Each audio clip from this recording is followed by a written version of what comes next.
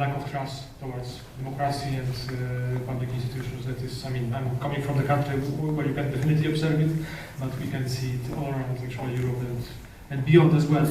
But speaking about that, it also leads me to another issue, because I also wanted to ask you about your observations regarding not only how the world and I mean our societies has changed, but also how the social movements or like civic activism has changed itself over these years.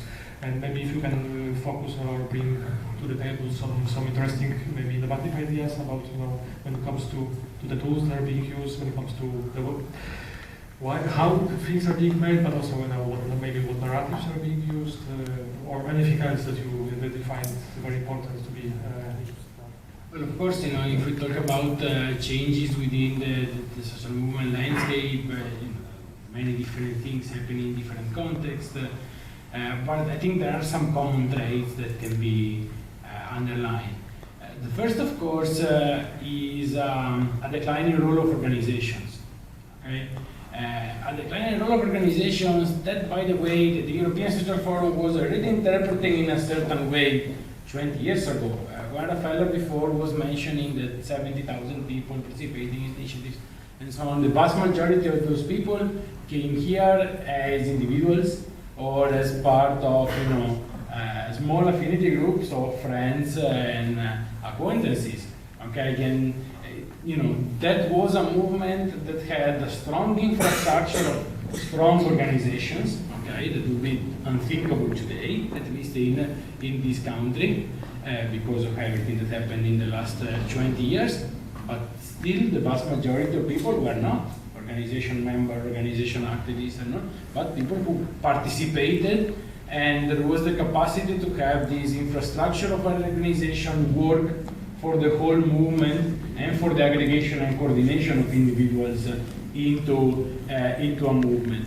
This is a process that has been strongly accelerating. Okay, in the last 20 years, of studies about disintermediation in politics and so on and so forth. I don't need to repeat all of that now here, but this affects representative politics, party organizations, and it affects, of course, the civil society. We are witnessing cycles of protest, waves of mobilization, and also lots of experiences of civil society organization, of solidarity economy, and so on and so forth, in which there is this immediate relationship between the individual and the object. Okay, I've been working on climate action in the last few years, and this is a clear example of that, in which you have huge numbers of people showing up in climate strikes, okay, without a significant presence of then organized infrastructure between one strike and the left. Now, this doesn't mean that there is no radical future extinction event. There are, of course, organizations, but the difference in size and energy and so on is striking, okay? And there are many people who participate in a movement, showing up when there is an event, okay?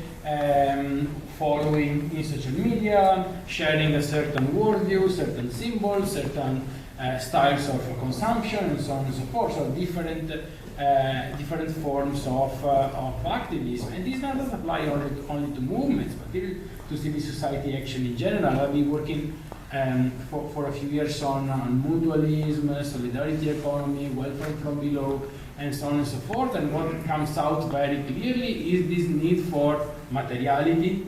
Okay, this need for people to feel that what they're doing has an immediate and direct effect on something. Okay, Raffaella was saying, was making the classical 20th century argument for postponing gratification.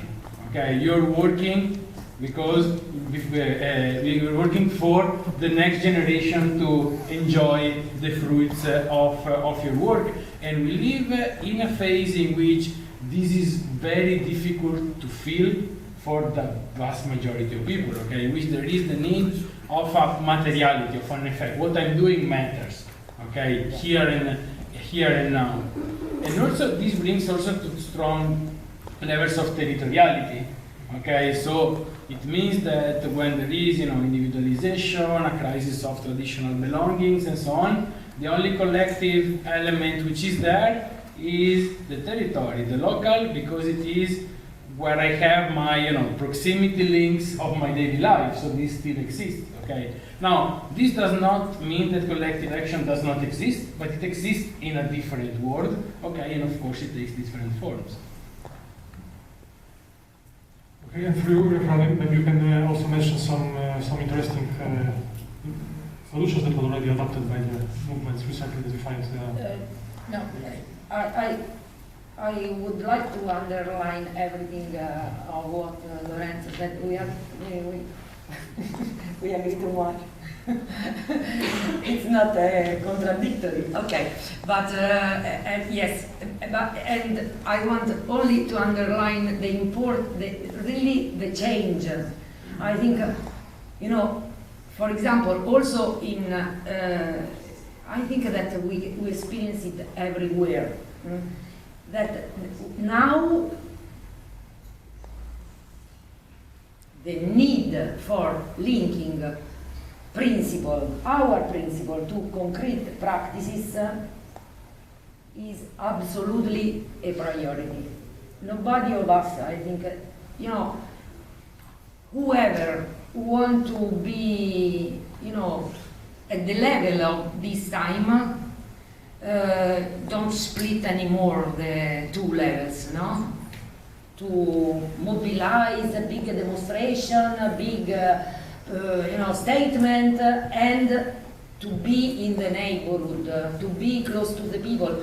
Also because people, we understood that if you leave alone the people in the neighborhood, this space, empty space, will not remain empty at all.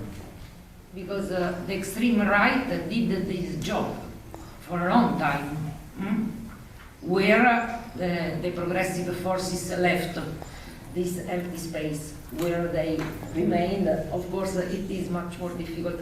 Only one sentence more, to say what, according to me, is really different now at the European level comparing with 20 years ago. 20 years ago, in these 70,000 people attending the European Social Forum, only a few were from the Balkans, Central and Eastern Europe. Only few. And now, according to me, the situation is completely different. Sometimes, and often, we activists remain Western Eurocentric, so it's enough to have, France, Spain, Italy to consider a meeting as a European one. European Civic Forum, I'm very happy and proud that it is not like this.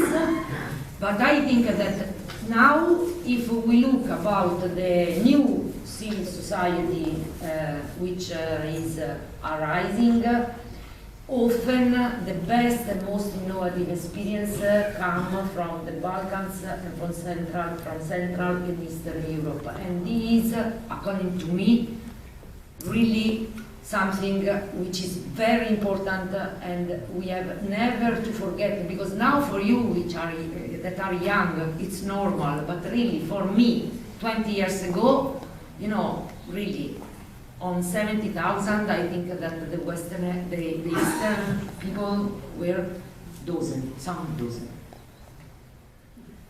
Okay, so but I need to